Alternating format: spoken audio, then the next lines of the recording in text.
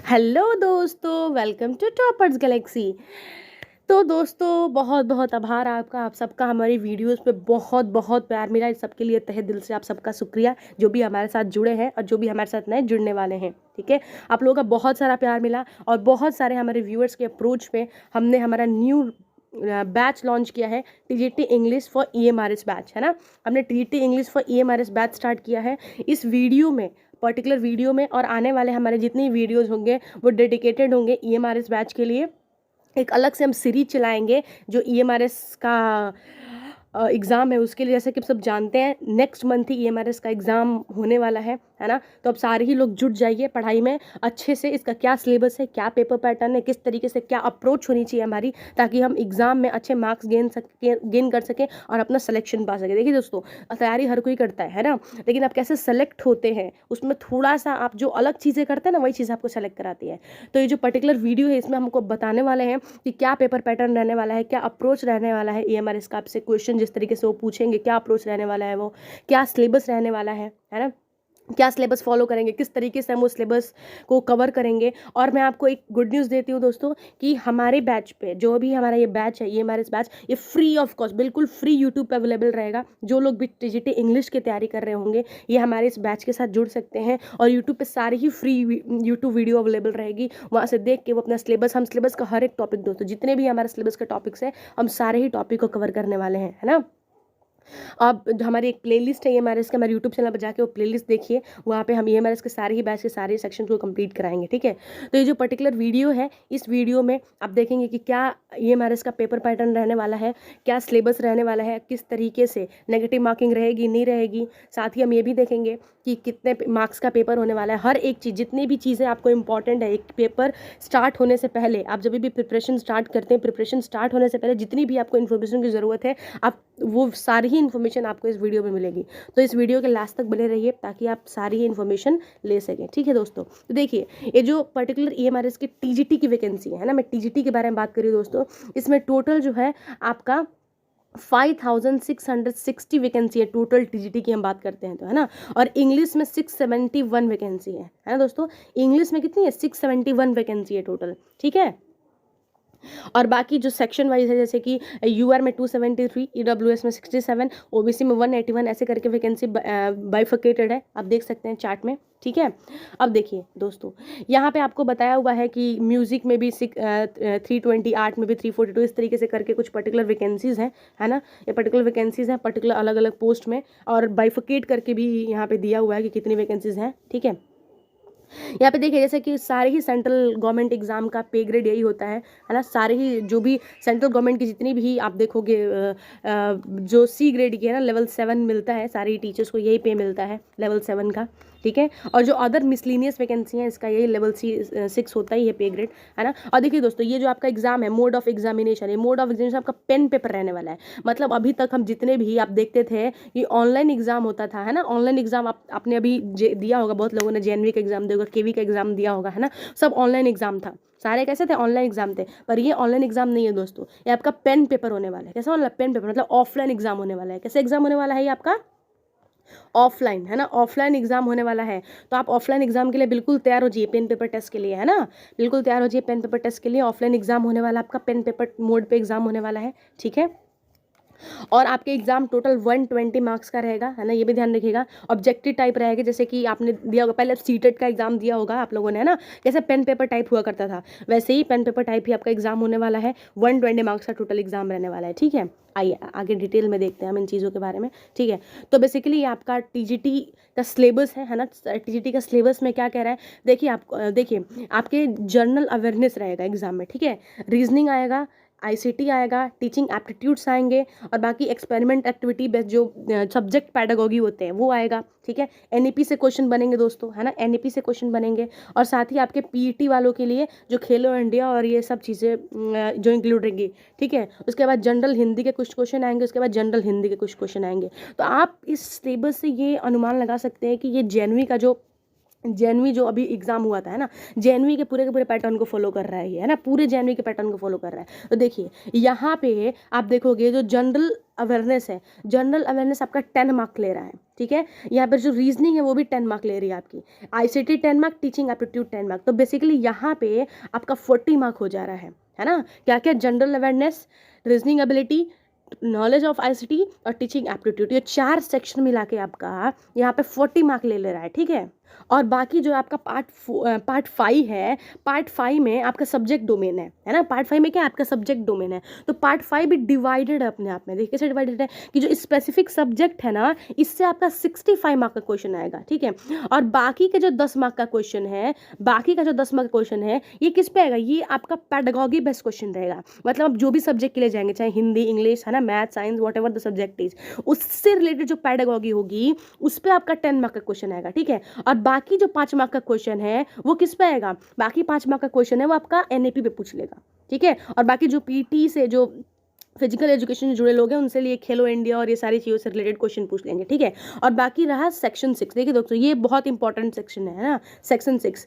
कई लोगों को क्या होता है, सारे सेक्शंस में वो पास हो जाते हैं ना, पर इसमें फेल हो जाते हैं, इसमें फेल हो जाते हैं। तो अगर आप इसमें फेल हो गए ना, तो ये बाकी का जो सारा सेक्शन है ये चेक ही नहीं होगा, इसकी कॉपी आपकी चेक ही नहीं होगी, ठीक है। तो ये बहुत इंपॉर्टेंट सेक्शन है कि आपको इस सेक्शन को क्वालिफाई करना होगा, ठीक है। तो इस सेक्शन में पता है आपको, इस सेक्शन में इंग्लिश होगा आपका, है ना, एक होगा इंग्लिश और एक होगा हिंदी, ये तो आपका कंपलसरी है ही है ना। 10 नंबर का ये और 10 नंबर का ये तो कंपल्सन है ही है। और जब आपने फॉर्म फिल किया होगा उस वक्त आया था कि आपको कोई एक जो है, एक लैंग्वेज लेनी होगी, है ना, कोई भी रीजनल लैंग्वेज एक चूज करना था, वो 10 मार्क का आएगा। तो कई लोगों ने इंग्लिश चूज किया होगा, कई लोगों ने हिंदी चूज किया होगा, आप इन दोनों में से कोई भी एक चूज कर सकते थे, है ना। आपने जिन्होंने भी किया होगा कि इन्होंने हिंदी चूज किया होगा कि इन्होंने इंग्लिश चूज किया होगा, ठीक है। तो वो आपका 10 मार्क करेगा, ऐसे करके 30 मार्क हो जाएगा, ठीक है, ऐसे करके 30 मार्क हो जाएगा।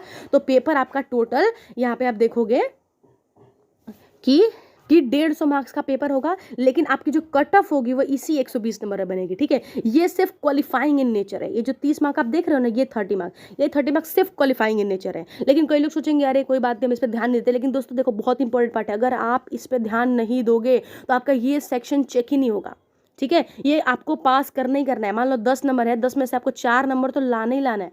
अगर आप 4 नंबर नहीं लाएंगे तो आपका ये सेक्शन चेक ही नहीं होगा, चाहे ये सेक्शन आप पूरा का पूरा कंप्लीट कर दो। तो आप इसे इग्नोर नहीं कर सकते, बेसिकली कहने का मतलब ये, आप इसे इग्नोर नहीं कर पाओगे, ठीक है।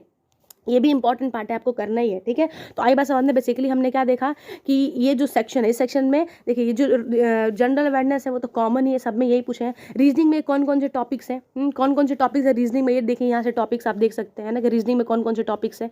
रीजनिंग में जो है आपके पजल्स आ जाएंगे, है ना, सेटिंग अरेंजमेंट आ जाएगा, data sufficiency, statement based question वाले जो होते हैं, ब्लड रिलेशन सीक्वेंस, मतलब रीजनिंग में ऑलमोस्ट सारी ही चीज़ें जो भी गवर्नमेंट कॉम्पिटेटिव एग्जाम से पूछे जाते हैं सब कुछ ही कवर कर रहा है। बाकी बच्चा आपका आईसीटी, है ना, आईसीटी में वही आपका जो बेसिक चीज़ें होती हैं कि कंप्यूटर सिस्टम कैसा होता है, बेसिक्स जो पूछ सकते हैं, एमएस ऑफिस, इसका भी हम सीरीज कंप्लीट करेंगे दोस्तों अपने यूट्यूब चैनल पर, परेशान मत होइए, ठीक है। टीचिंग एप्टीट्यूड से रिलेटेड, है ना, और ये पेडागॉजी बेस्ड क्वेश्चंस भी, जो जनरल पेडागॉजी होती है उससे रिलेटेड क्वेश्चन भी, और एनईपी से भी थोड़ा बहुत क्वेश्चंस आएंगे, है ना। और हिंदी इंग्लिश में तो बेसिकली वही जनरल इंग्लिश और जनरल हिंदी वाले जो भी क्वेश्चंस पूछे जाते हैं। लेकिन देखिए दोस्तों यहाँ पे ना जनरल इंग्लिश में जो लोग इंग्लिश से बिलोंग नहीं करते हैं उनको सारी चीज़ दे रखी है एक तरीके से, सारी ही चीज़ें आपको पढ़नी पड़ेंगी इंग्लिश में भी, ताकि यहाँ पे आपका 10, ये सिर्फ 10 मार्क का है ना, ये मत सोचिए आपका 65 मार्क्स में आएगा, ये सिर्फ 10 मार्क के लिए है, ठीक है। ये सिर्फ 10 मार्क के लिए, ये देख रहे हो आप, ये जो 10 मार्क है इसके लिए है सिर्फ, है ना, ये जो 10 मार्क है सिर्फ उसके लिए है, ठीक है। तो ये रही बात आपकी, ठीक है। इसके अलावा आप देखोगे कि बाकी 65 मार्क और 10 मार्क, ये 5 मार्क मैंने आपको एक्सप्लेन किया ही ऑलरेडी। और जो पूरा का पेपर होगा ये 3 आवर्स का पूरा पेपर रहेगा, है ना। कितने आवर्स का रहेगा, 3 आवर्स का पूरा पेपर रहेगा। 3 आवर्स में आपको टोटल 150 क्वेश्चन कंप्लीट करना है। कितना, 150 क्वेश्चन कंप्लीट करना है, ठीक है। कितना, 3 आवर्स में, 3 आवर्स में आपको टोटल 150 क्वेश्चंस को कंप्लीट करना ही करना है एनी हाउ, ठीक है। तो इसके लिए बहुत सारी प्रैक्टिस लगेगी दोस्तों, है ना, हमें खूब सारी प्रैक्टिस करनी पड़ेगी, ठीक है।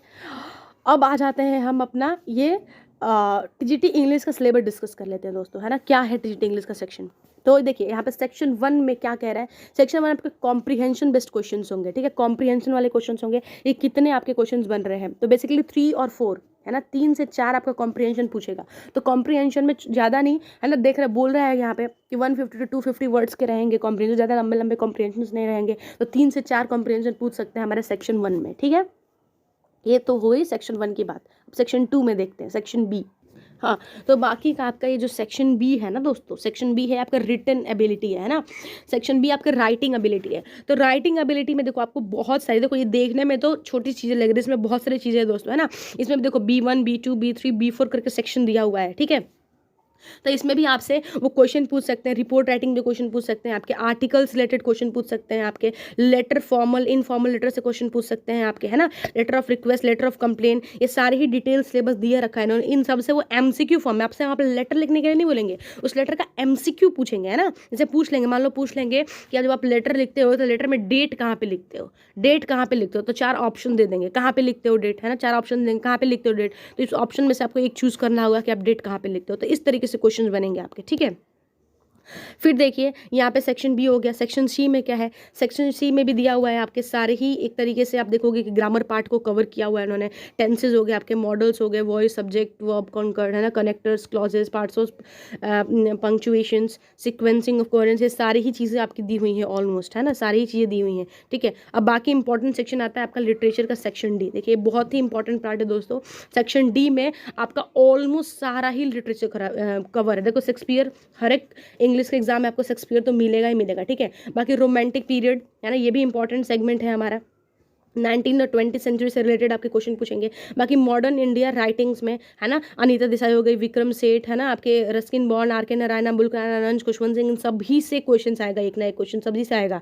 और बाकी मॉडर्न इंग्लिश लिटरेचर तो है ही, है ना, इन सब से भी क्वेश्चन पूछ ही लेंगे आपको, इन सब से भी क्वेश्चन पूछ ही लेंगे। तो ये सारे जो बेसिक क्वेश्चन हैं आपको, ये सारे ही जो सारी चीज़ें हैं कहीं ना कहीं आपको पढ़ना पड़ेगा। और सिर्फ पढ़ना नहीं पड़ेगा, ध्यान से पढ़ना पड़ेगा, क्योंकि हर एक सेक्शन इसमें बहुत इंपॉर्टेंट रोल प्ले करता है आपके सिलेक्शन में, है ना, हर एक सेगमेंट बहुत इंपॉर्टेंट करता है, रोल प्ले करता है। तो डोंट वरी दोस्तों, हमारा यूट्यूब चैनल जो है टॉपर्स गैलेक्सी पे आपको हर एक सेक्शन, हम आपको बता रहे हैं, हम आपसे प्रॉमिस करते हैं, हम सारा ही टीजीटी इंग्लिश का सारा सिलेबस हम अपने यूट्यूब चैनल पे कवर कराएंगे, ठीक है। तो आपको बिल्कुल परेशान होने की ज़रूरत नहीं है। सारा का सारा जो टीजीटी इंग्लिश का सारा फुल सिलेबस है ना, फुल सिलेबस जो है फ्री ऑफ कॉस्ट दोस्तों, बिल्कुल फ्री ऑफ कॉस्ट, आपको 1 रुपया भी नहीं, है ना, 0 रुपीज़ पे आपको 0 रुपीज़, 1 भी रुपया नहीं लगेगा, फ्री ऑफ कॉस्ट हमारे यूट्यूब चैनल पर अवेलेबल रहेगा। आप वहाँ जाके और हमारा सारा का सारा सेक्शन देख सकते हैं। सारी की सारी हम जो सिलेबस है वो कंप्लीट कराने की कोशिश करेंगे, ठीक है। तो हम ये सारी की सारी चीज़ें स्टार्ट कर रहे हैं। जो लोग हमारे साथ नए जुड़े हैं वो हमारे वीडियो को सब्सक्राइब कर लें, ताकि जब भी हमारे न्यू वीडियो अपलोड हो ताकि आपको नोटिफिकेशन मिल जाए और आप अपनी तैयारी को कंटिन्यू कर सकें, ठीक है। तो मिलते हैं नेक्स्ट वीडियो में एक नई, हम यहाँ पे टीजीटी इंग्लिश की बैच रीडिंग के साथ, ठीक है। मिलते हैं हमारे नई वीडियो में, तब तक के लिए बाय बाय।